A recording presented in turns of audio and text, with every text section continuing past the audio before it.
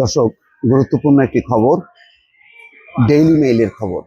British সংবাদ মাধ্যম daily mail, সেই খবরে বলা হচ্ছে টিউলিপের রাশিয়া সফর এবং 4 বিলিয়ন পাউন্ড ঘুষ নেয়ার অভিযোগ। দর্শক, টিউলিপ সিদ্দিক হচ্ছেন শেখ রেহানার কন্যা, যিনি ব্রিটিশ এমপি।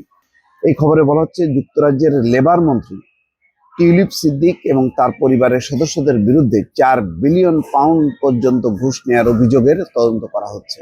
ব্রিটেনের আর্থিক খাতে দুর্নীতি রোধের দায়িত্ব রয়েছে সিটি মিনিস্টার টিউলিপ সিদ্দিকির কাঁধে।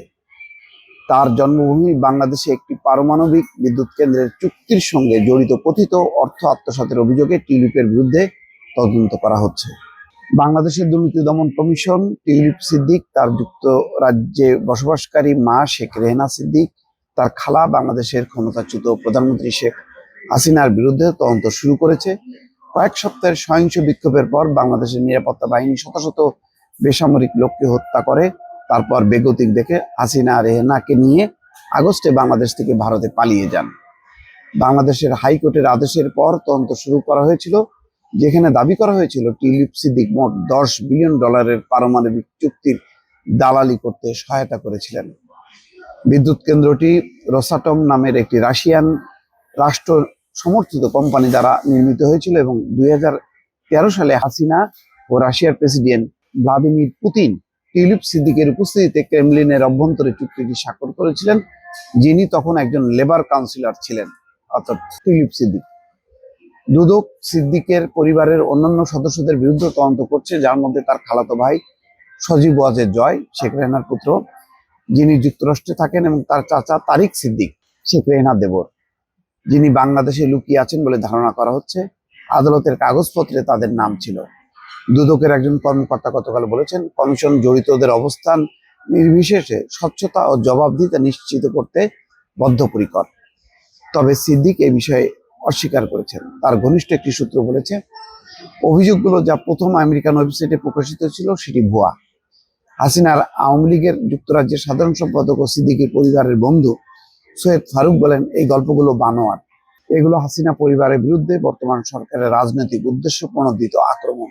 তারা টিউলিপকে আক্রমণ করছে কারণ সে আমাদের মাননীয় সাবেক প্রধানমন্ত্রী শেখ হাসিনার ভাগ্নি।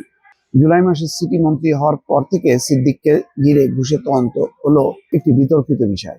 তিনি প্রায় 14 মাস ধরে লন্ডনের একটি সম্পত্তির ভাড়ার আয় ঘোষণা করেননি বলে সংসদীয় মানদণ্ড মেনে তার বিরুদ্ধে তদন্ত করা হয়েছিল বলে দাবি করা হয়েছিল। সংসদীয় নিয়ম অনুসারে সদস্যদের 28 দিনের মধ্যে এই জাতীয় আয় ঘোষণা করতে হবে।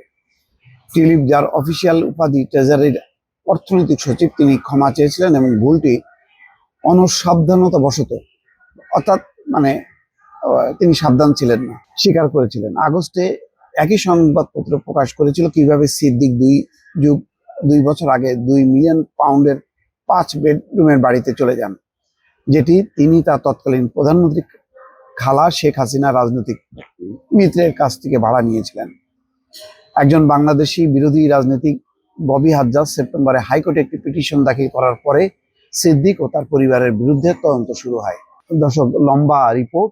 এখন এই রিপোর্টের বেসিসে তদন্ত হচ্ছে। একইভাবে বাংলাদেশের পার্টি যেমন তদন্ত হচ্ছে, তেমনি ব্রিটেনেও তদন্ত হচ্ছে, কেননা টিউলিপ সিদ্দিক হচ্ছে ব্রিটিশ এমপি এবং মন্ত্রী।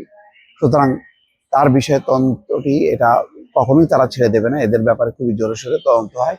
আর এই তদন্তে যদি শেষ পর্যন্ত টিউলিপ সিদ্দিক ফাঁসে, তাহলে বোঝা যাবে এর সাথে চেইন তার মা শেখ রেহানা এবং হাসিনা, খালা সজীব ওয়াজেদ জয়, সবাই জড়িয়ে যাবে। তো সুতরাং বাংলাদেশের তুলনায় ব্রিটেনে এই তদন্তটা খুবই গুরুত্বপূর্ণ, হয়তো সেই দিকেই তাকিয়ে আছে বাংলাদেশ কর্তৃপক্ষ। ভালো থাকবেন। আল্লাহ হাফিজ।